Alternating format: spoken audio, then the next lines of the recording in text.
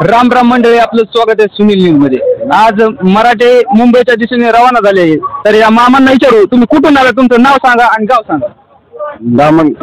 दामणगाव, तालुका जामखेड, जिल्हा अहमदनगर। इथून आमच्या जवळजवळ 50-60 मुलं तरुण आलेले आहेत। तर आता आम्ही मुंबईकडे आगेकूच चालू आहे। तर मग या सरकारने आमची दखल घ्यावी आणि आमच्या मुलांसाठी भविष्याकडे बघावं, आमची एवढीच विनंती आहे।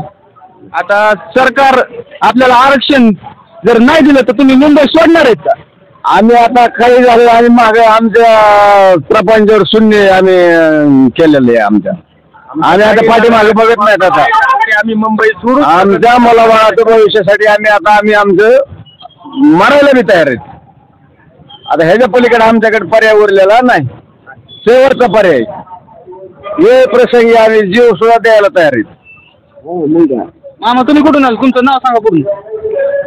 हवसराव किसन घुमरे, नगर जिल्हा जामखेड तालुका।